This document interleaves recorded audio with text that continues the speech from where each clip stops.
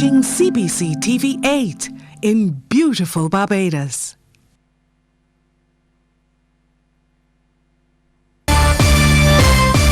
Praise for a Clapham teenager who rescued a UK visitor from almost certain death. Another smash-up at Royal Westmoreland. And in sports, Barbados Pride in charge against the Hurricanes at Kensington Oval. Credible, balanced, committed. This is the CBC Evening News. And a very good evening to you. I'm Sophia Cambridge with this Sunday, March 12th edition of the CBC Evening News. In our top story tonight, Dre Brown is a hero in the Clapham community. This after the young man rescued a tourist who encountered difficulty at Browns Beach yesterday. Saturday, March 11, 2017 started out as any regular day for teenager Dre Brown. Fresh from completing his 3 hours of community service at Codrington College, the Barbados Youth Service student headed to Browns Beach to unwind with friends. But little did the 17-year-old know the skills he learned in class would help save the life of UK visitor Anne Freeman. We were on the verge of going home. I passed and saw a husband with his wife. She was laying unconscious.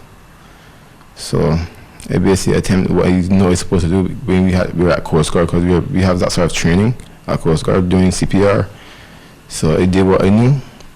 So he asked her if she's okay, may I assist you? He told me, yes I can. So I proceeded doing CPR. After that, during CPR, she told me it was hurting, so I stopped in the middle of doing CPR. So from there, one of my friends contacted the ambulance. And as expected, he feels good. A little bit heroic and a bit scared, a little bit, but she's mostly because my parents grew me up to tell me not to always care about myself, care about others. So I didn't want nothing happen to her. So I just hope she's okay. His mom, Serena Brown, is extremely proud. It's really good that he's actually taking in the training that he goes to every single day, and I know it's going to help him in his future with the career path he wants to go down. So I see this as a plus for him, and I really hope it continues. Dre's feat has not gone unnoticed by officials in the Barbados Youth Service.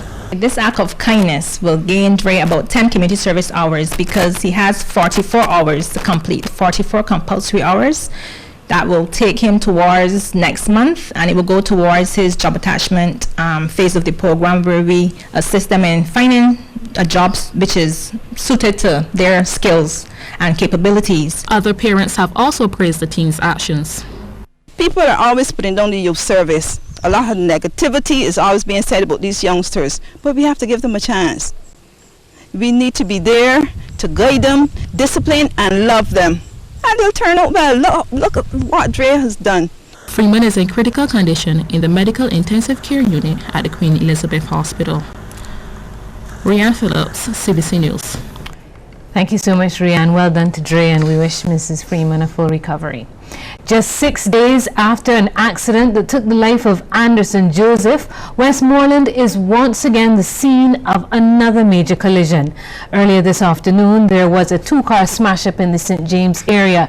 Though the details of the crash are unclear, CBC has been informed that no one has been seriously injured. As a result of the last fatality in the area, residents have called for a roundabout to be built to control the flow of traffic and offer more protection to pedestrians. In other news, the Barbados Defence Force has new blood. 50 new recruits were on show yesterday as they executed drills in the passing out parade for intake 1 of 2016 last year. 39 of them will serve in the regular force, while the remaining 11 will be in the reserve force. In his address, Chief of Staff of the Barbados Defence Force, Colonel Glyne Granham, urged them to continue to strive for excellence. The parade this evening does not mean that you have arrived. Far from it. Because there are proverbially many more challenges, mountainous as some of them will be, that will confront you in the next chapter of your lives and of your service careers. As you symbolically enter into the Barbados Defense Forces enlisted ranks, in similar fashion, with pomp and pageantry to those who have gone before you, I wish to invite you to commit to the force's core values and code of conduct as a vehicle for perpetual self-development and success. During the parade, recruits were also awarded for performances during their 27 weeks of training. As you heard, Colonel Granham urged them to abide by the force's core values and code of conduct. Early intervention continues to be a critical element in the fight against dyslexia. Word of this from Director of the Caribbean Dyslexia Center, Yvonne Spencer, who says there's a steady increase in people seeking education about the common condition. 80 students are registered and attend classes at the center, while teachers are trained year-round in how to teach pupils across our nation who have dyslexia. Furthermore, Ms. Spencer says a number of tactics are being employed by the center to tackle the learning disability. It helps us to find out whether early intervention is needed, because it shows up what the child is able to do, how much they have attained, and then how we can respond to making them understand their difficulties, the puzzle that's up here, and to overcome it. It doesn't go away. It's there to stay. Well, Ms. Spencer's comments came during a donation of 3 computers to the Caribbean Dyslexia Center from the Rotary Club of Barbados West. She says technology is a key aspect of their programs because children are far more computer savvy and adapt well to the combination of audio and visual learning. President of the Rotary Club West, Kevin Watson, lauded the work of the 22-year-old Dyslexia Center, admitting that he's seen their work improve the life of his own daughter.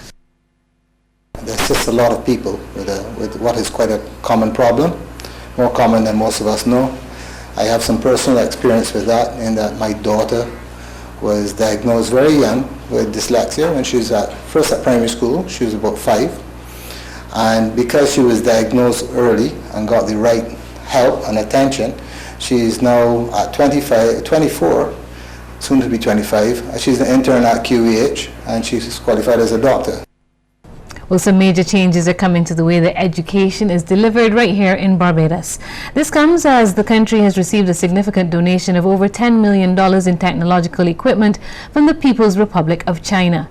Distribution of the equipment has already begun at schools, and Principal of Queen's College, Dr. David Brown, is grateful as he says computers in the school's 4 labs are in need of an upgrade.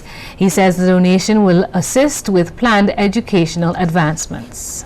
In the secondary schools, from this year 2017, we're going towards e-books. We are no longer interested in the paper books. A matter of fact, that's where the world is going in education. Children no longer lug around with books. So we are getting the books digitized. So this equipment is very good for that.